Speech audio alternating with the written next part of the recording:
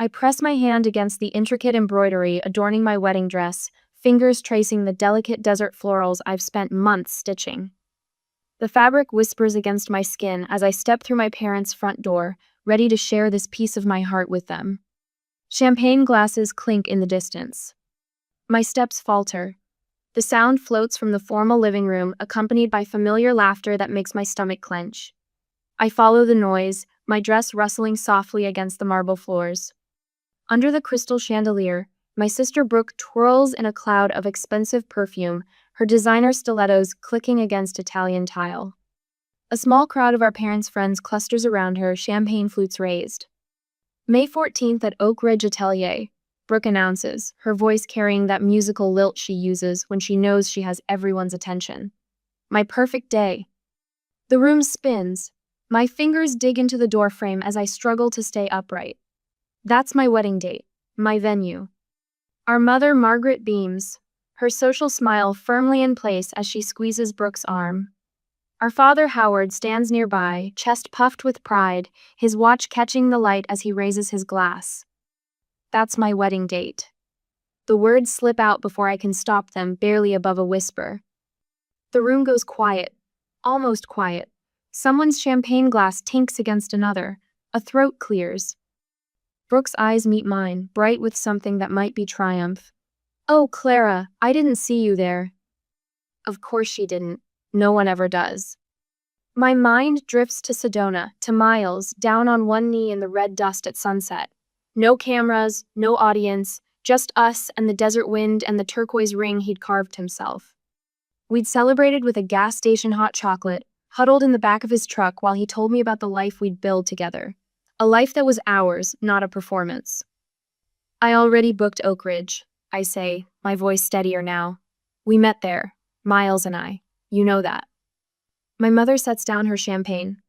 "Clara, darling, don't make a scene." I pull the hand-designed invitation from my bag, the one I'd come to show them. Desert flora and olive branches frame the date and venue. May 14th, Oak Ridge Atelier. Howard glances at it, his business smile sliding into place. "A simple affair would suit you better anyway, Clara. Something intimate." The word drips with condescension. Like what's 12 and won the Young Artists competition. They'd missed the ceremony for Brooke's dance recital. It wasn't a major competition, they'd said, just a local thing. I looked down at my dress. One of my former students designed it with me. Every stitch holds meaning, every flower tells our story. Miles keeps telling me that's what matters, not the spectacle. "Brooke." I step closer, my voice low. "You know that's my wedding date and venue." She laughs, the sound like breaking glass. "You didn't trademark it." "Her wedding will have more people, more coverage," Howard cuts in, his tone clipped. "It makes more business sense." "Yours is so personal anyway." Margaret touches my arm, her fingers cold. "You can move it, for your sister. You've always been so good about these things." The room blurs. I see myself at 8, giving Brooke my art supplies because she'd lost hers. At 16, I missed my first gallery showing because Brooke had a cold and needed company.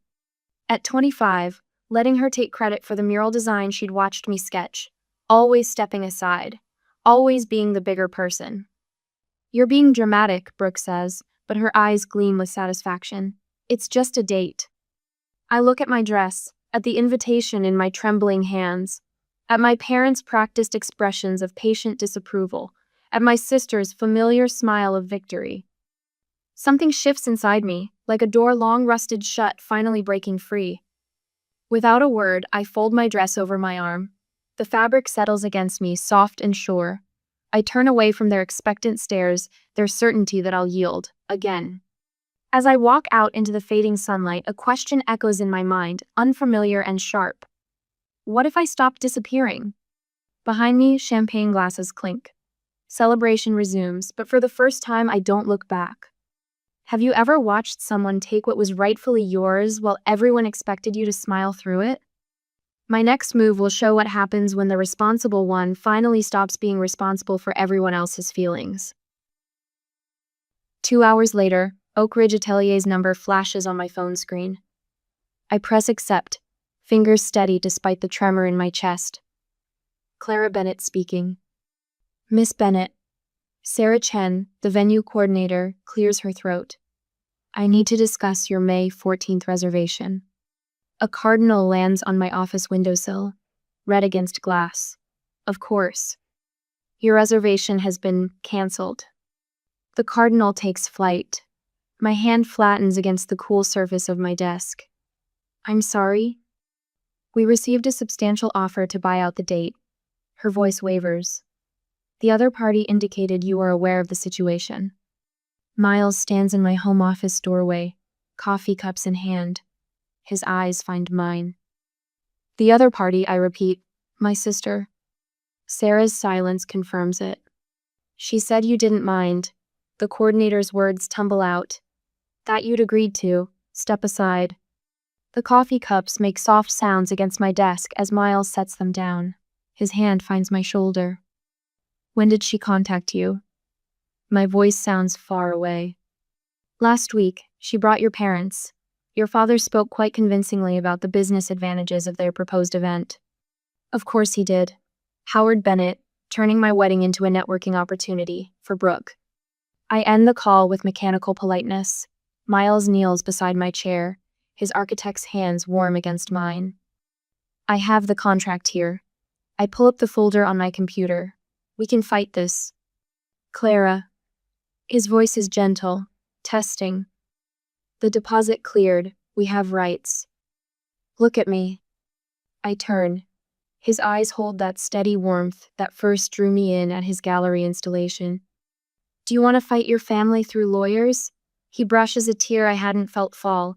Or do you want to build something beautiful they can't touch? The room blurs. I press my forehead against his shoulder, breathing in sawdust and coffee. I need to talk to them first. I'll drive. An hour later, Howard's Mercedes gleams in the circular drive of my parents' Tudor mansion. I grip the folder of venue documents, contracts printed in precise black and white. The housekeeper shows us Howard's study. Morning light streams through leaded glass, highlighting the silver in his hair as he stands behind his mahogany desk. I was expecting you. He gestures to the leather chairs. We remain standing. Why? The word scrapes my throat. It's business, Clara. He straightens his tie. Brooke offered significantly more, and her guest list includes potential clients, media coverage. It's my wedding date, which can be changed. He opens his palms. Be reasonable. You've always managed without the spotlight. Brooke needs this. The words hit like physical blows. You've always managed. Brooke needs it. I've stepped aside my entire life. My voice cracks. My art shows. My graduations. Every time she wanted attention, I made myself smaller. That's what makes you special, darling. My mother appears in the doorway, pearls gleaming. You're so good at handling disappointment. Miles' hand tightens on my waist. Handling disappointment. The words taste like metal. Is that what you call it when I gave Brooke credit for the Morrison Building mural? The one I spent 6 months designing while she took Instagram photos of the process? She needed the portfolio boost. Margaret dabs at her eyes with a monogrammed handkerchief. You were already established. I was established because I worked for it. Everything I have, I built myself, while you were funding Brooke's 5th career change. Now, Clara. Howard's business smile hardens. There's no need for dramatics. This is a simple venue change. It's not about the venue. The truth rises like dawn. It's about being seen, being heard, having something that's mine without Brooke taking it because she can. Brooke needs the spotlight. Howard's admission stops my breath. You've always managed without it. Always managed. I turn around and head back home. Another disappointment to manage well. The words echo as Miles and I drive home in silence. They follow me up the stairs to our apartment, ring in my ears as I fold my wedding dress into its garment bag, fingers trailing over each hand-stitched flower. Miles watches from the doorway, phone in hand. I recognize his expression, the one he wore presenting his first major design to the architecture board. Cancel the vendors, I whisper. I'll call the florist tomorrow. My phone buzzes. Brooke's name lights up the screen. Can't wait to show you my vision board for my perfect Oak Ridge wedding. Thinking champagne fountains and live doves. So much better than your little garden party plan. I set the phone face down. Miles crosses to the kitchen table, unfolds a leather portfolio I've never seen. There's something I need to show you. Blueprints spill across the oak surface. Glass and stone rising from desert rock. Sweeping windows framing mountain views. What is this? My estate in Flagstaff. His fingers trace the lines. I designed it after graduation. Built it with my trust fund before I walked away from the family business. I stare at him. Trust fund? Does the Whitaker Foundation ring any bells? The Architectural Preservation Society. The anonymous donor who funded the gallery we're met. That was you? He shrugs. I wanted to build something meaningful, not just add to the family portfolio. The plans blur as tears fill my eyes. Why didn't you tell me? Because you loved me for my sketches, not my bank account. His hand finds mine. The estate is yours, if you still want May 14th. Miles. I've watched you disappear a little more every time they asked you to step aside. His voice roughens. No more. No one gets to erase you again. I look at the blueprints, at the dress hanging silent in its bag, at the man who sees me, who's always seen me. Okay. The word comes out steady. Okay. I squeeze his hand. Show me our home. A smile breaks across his face like sunrise. Behind us, my phone buzzes with another text from Brooke. I don't turn around. Some doors need to close before others can open, and some people need to stop apologizing for taking up space in their own lives. I've spent 34 years being the responsible one, the good sister, the one who steps aside. Watch me step forward instead. 2 hours later, my phone buzzes against the kitchen counter, interrupting my 10th attempt at redesigning our wedding invitations. A notification from an unfamiliar account slides across the screen. You deserve better. Can we talk? The message sits there, stark and simple, from Lucas, Brooke's fiancé. Miles peers over my shoulder, his breath warm against my neck. You should meet him. And hear what? Another lecture about family loyalty? The words taste bitter. I've had enough of those from Mom this week. Clara. Miles catches my restless hands between his. You won't know until you listen. I text him back to meet tomorrow at the coffee shop near Chinatown. The next day, the coffee shop sits tucked between a bookstore and an antique mall, far from Brooke's usual haunts. Lucas already occupies a corner table, shoulders hunched beneath his expensive sweater. His fingers drum against a paper cup, and he keeps glancing toward the door. Thank you for coming. He pushes a second cup toward me as I sit. Vanilla latte, right? Brooke mentioned it once. The gesture catches me off guard. I wrap my hands around the warmth, letting the silence stretch. I didn't know. The words burst from him. About the venue, about any of it. Brooke told me you canceled because of budget issues.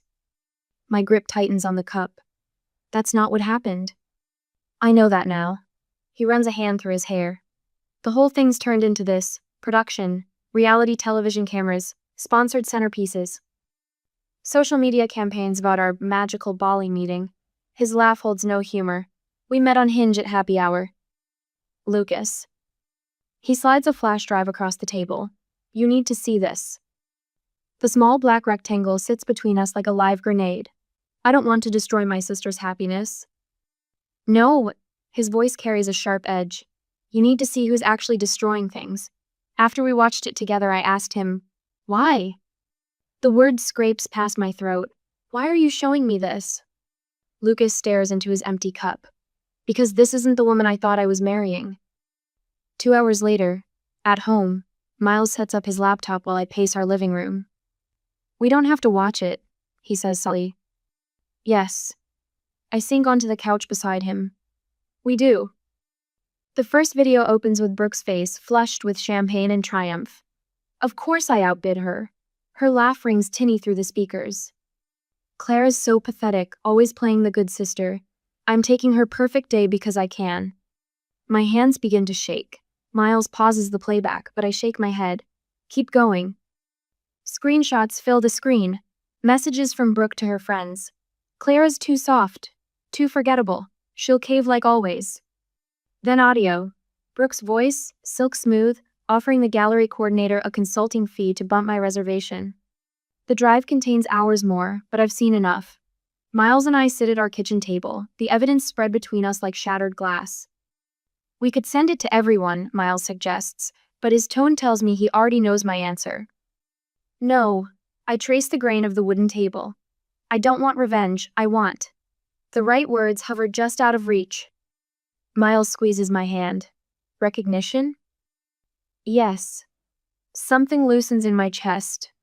Just the truth.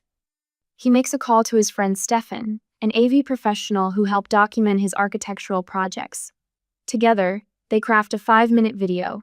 No public humiliation, no dramatic accusations. Just Brooke's own words, carefully edited to show the pattern without the cruelest barbs. We'll embed it in the private RSVP links, Miles suggests. Only for our actual guests. An hour later, I watched the final cut, seeing my sister's face transform from practiced charm to calculated spite. The familiar urge to protect her rises, but something else rises stronger. I'm not going to erase her. The words come slowly, each one certain. I'm just going to stop erasing myself. The next weeks pass in a blur of purpose. The estate in Flagstaff transforms. Glass walls rise between ancient stone, framing views of red rock cliffs and endless sky. Desert wildflowers bloom along winding paths, their colors echoing the embroidery on my dress. Miles coordinates with quiet efficiency, his architectural vision merging with my artistic one. Each decision feels like reclaiming a piece of myself. The RSVPs begin arriving, not just check marks but notes. The venue looks breathtaking. We can't wait to see what you've created. This will be extraordinary. Whispers reach us through mutual friends. Questions about our unique location. Speculation about the artistic triumph we're planning. Even Mom's Bridge Club buzzes with curiosity. I sit in what will be our ceremony space, watching sunset paint the glass walls in shades of amber and rose. The air smells of sage and possibility. Miles finds me there, 2 cups of hot chocolate in his hands, just like the night we got engaged. Look what came today. He sets a thick envelope beside me. Another wedding invitation, cream and gold, announcing Brooke and Lucas's celebration at Oak Ridge Atelier. I pick it up, feeling its weight. The old ache stirs but doesn't overwhelm. She'll find out soon, Miles says softly. About the video, about this place. I know. The desert wind whispers through native grasses we planted along the paths, but I'm done living in her shadow. The sun slips behind distant mountains. Through the glass walls, stars begin to emerge, bright and uncompromising. I think of all the times I dimmed my own light to let Brooke shine brighter. Sometimes. I tell Miles, the most powerful response to cruelty isn't shouting louder. My fingers find his, warm and steady. It's creating something so beautiful it speaks for itself. In the growing darkness, our estate glows like a lighthouse. Not a statement of revenge, but a declaration of worth. A place where nothing and no one will be erased. My phone chimes. Another message from Lucas. She knows. A week later, Brooke's latest Instagram story freezes mid-ramble, her perfect smile faltering as she refreshes her follower count. 20 less than yesterday, 50 less than last week. The phone slips from her fingers onto her silk duvet. What do you mean you can't match it? Her voice cracks through my laptop speakers. The wedding planner's response comes muffled, apologetic. I close the video Lucas sent, my hands steady on the keyboard as I grade student portfolios. A text from Mom lights up my phone. Have you seen what Brooke posted about the venue upgrades? I let it sit unanswered, like the 15 others this week. Through my office window, desert wildflowers catch the morning light, their shadows painting patterns on student artwork. My advanced class's final pieces will be perfect for the wedding. Later that day, the drive to Sagewind Estate winds through hills dotted with saguaros. Each curve reveals another angle of Miles's vision glass walls reflecting sunset colors, stone terraces overlooking valleys that stretch forever. 2 workers carefully position an ancient olive tree along the entrance path, its gnarly branches reaching toward others already settled into their new home. Your sister's wedding planner called again. Sandra, the estate manager, tells me as I walk past. I followed your instructions. No details provided. Thank you. The words come easily now, without the guilt that used to chase them. Inside, my former student Maria adjusts lighting in the main hall. The glass ceiling bathes her installation in natural light copper wire sculptures that catch and scatter sunshine like desert rain. Perfect, I tell her. Her smile mirrors my own. Later that night at home, Miles finds me on the terrace as the sun sinks toward the horizon. He carries 2 mugs of hot chocolate, steam curling in the cooling air. Just like that night in Sedona. He settles beside me on the stone bench, his shoulder warm against mine. The video edit is ready, he says quietly. Want to see it? I take a slow sip, letting the chocolate warm me from inside. Show me. His laptop screen glows in the gathering dusk. The footage begins with Brooke's voice, sharp with triumph. Claire is so pathetic, always the good sister. I'm taking her perfect day because I can. Cut to the gallery coordinator's careful testimony about the bribery attempt. Lucas's pained confession about the stolen venue. We removed the worst parts, Miles says, like you asked. I touch the screen where Brooke's face freezes in mid-laugh. She's my sister, I whisper. Even now. I know. His arm tightens around me. That's why we're not blasting this everywhere. Just the private RSVP portal.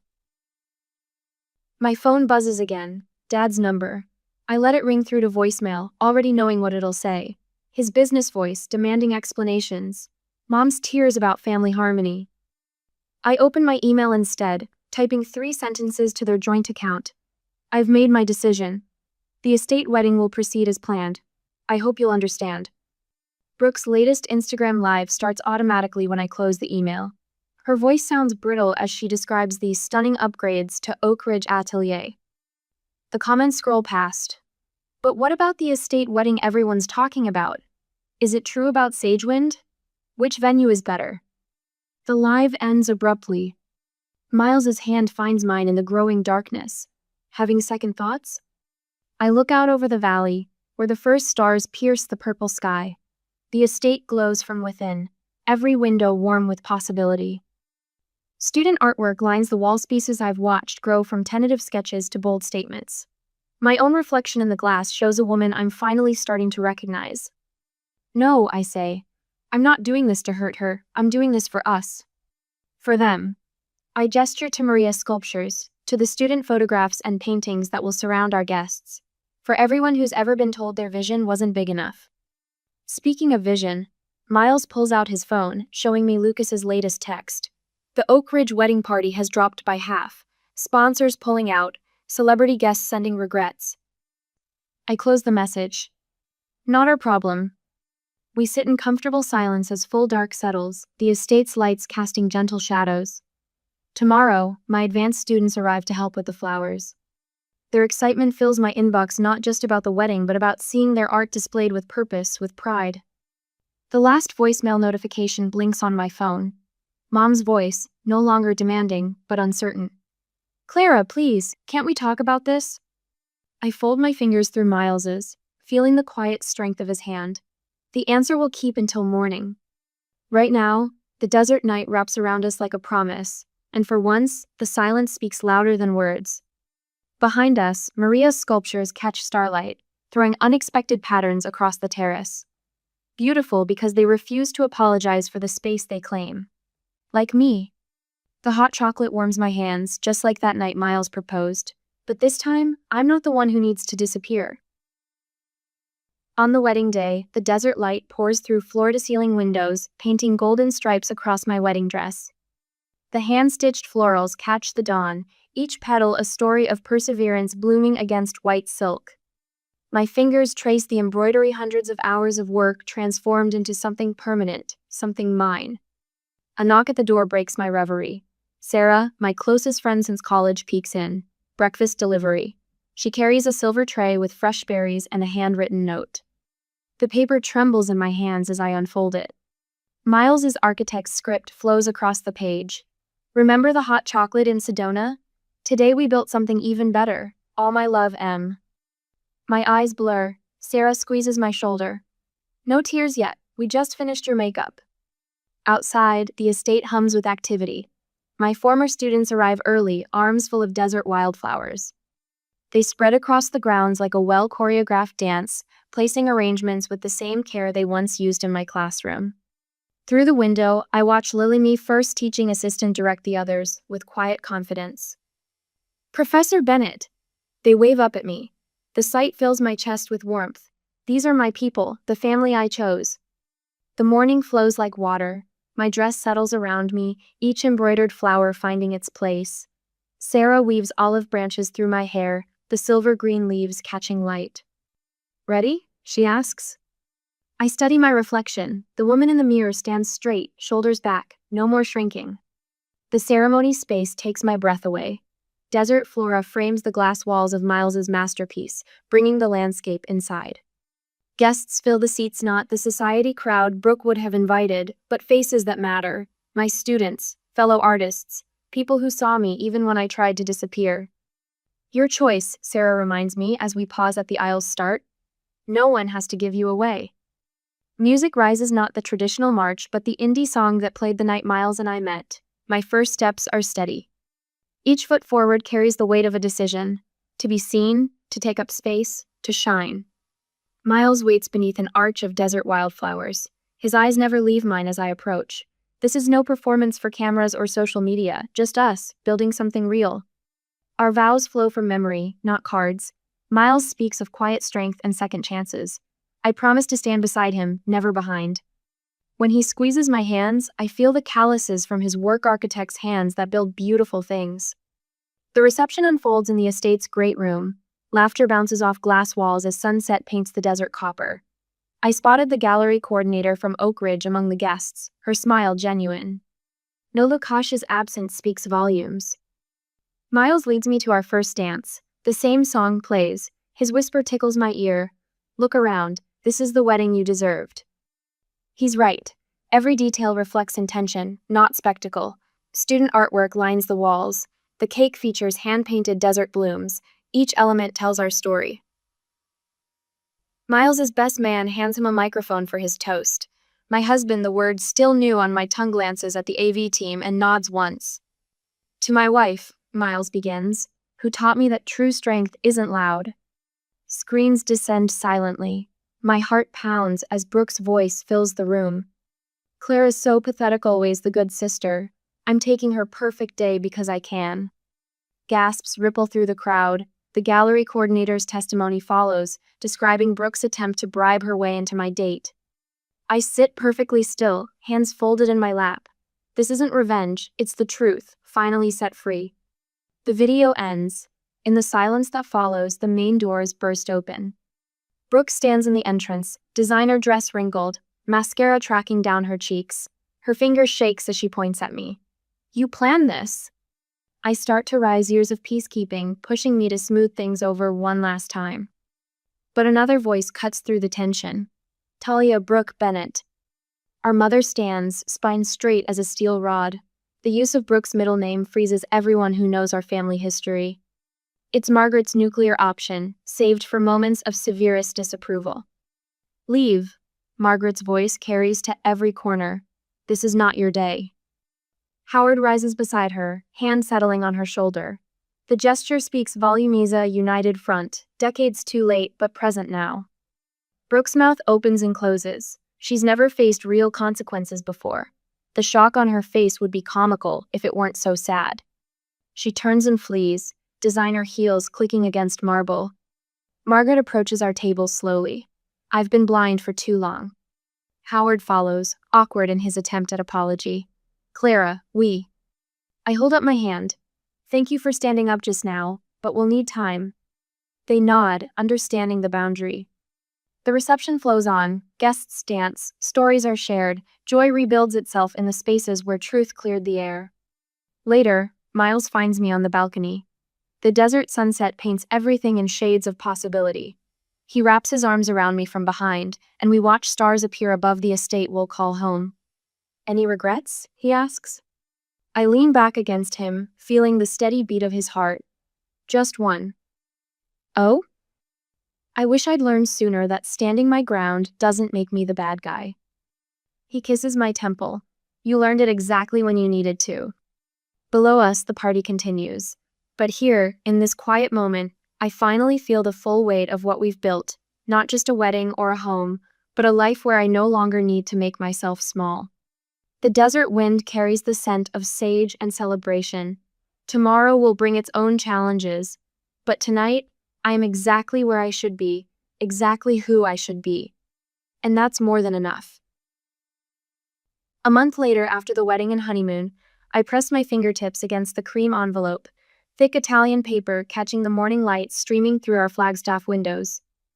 The Florence postmark brings a smile to my lips. 2 weeks of art and architecture, miles sketching beside the Arno while I wandered through centuries-old textile shops. But this envelope isn't from Italy. The familiar slanted handwriting twists my stomach into a familiar knot. Brooke. Everything okay?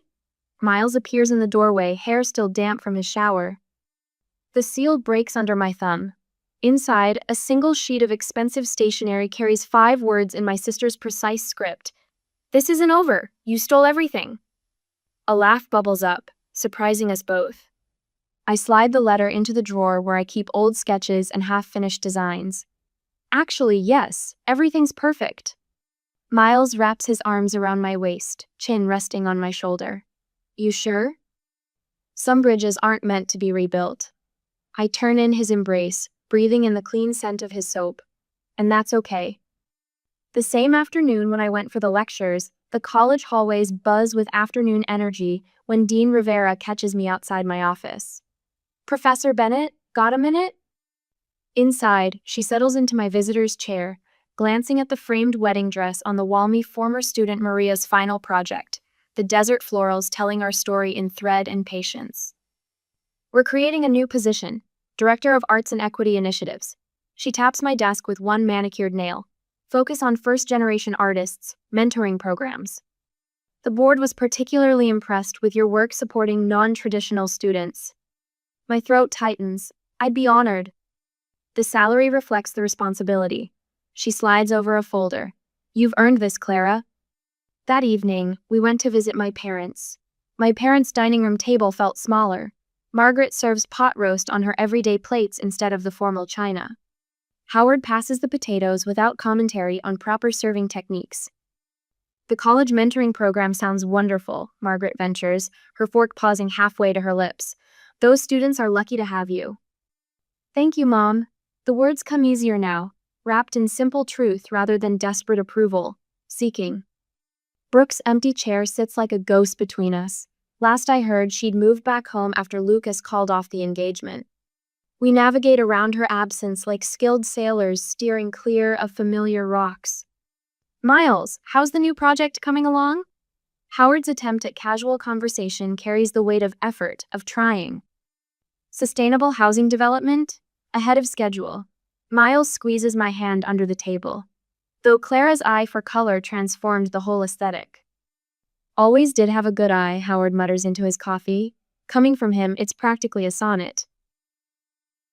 Monday next week finds me in my office, surrounded by student portfolios. A knock draws my attention to the door where Jenna hovers, clutching her sketchbook. Her talent reminds me of myself at 19, all fire and uncertainty, needing permission to burn bright. Professor Bennett, I redid the self-portrait series. Come in. I clear space on my desk. And remember, your art deserves to take up space. The afternoon sun paints shadows across her latest work, raw, honest pieces that make my chest ache with recognition. These are extraordinary, Jenna. My mom thinks art is a hobby. Her fingers twist in her sweater. Dad says it's not a real career. Look at me. I wait until she meets my eyes. What matters is what you think. A tap at the door reveals Miles holding takeout bags. Lunch break? Jenna leaves as he comes in. He spreads architectural drawings across my desk while we eat, his enthusiasm contagious as he describes our future home. The studio will catch the morning light perfectly. You've thought of everything. I learned from the best. He steals one of my spring rolls. Speaking of which, your students' show at Oak Ridge opens next week. After we ate lunch, we went to the venue. 2 hours later, the gallery coordinator greets me like an old friend when we arrive for the installation. Looking around the space that was supposed to be my wedding venue, a peculiar peace settles over me. The path that felt like betrayal led somewhere better. That evening, Miles and I sat on our terrace, watching the sun paint the desert in amber and rose.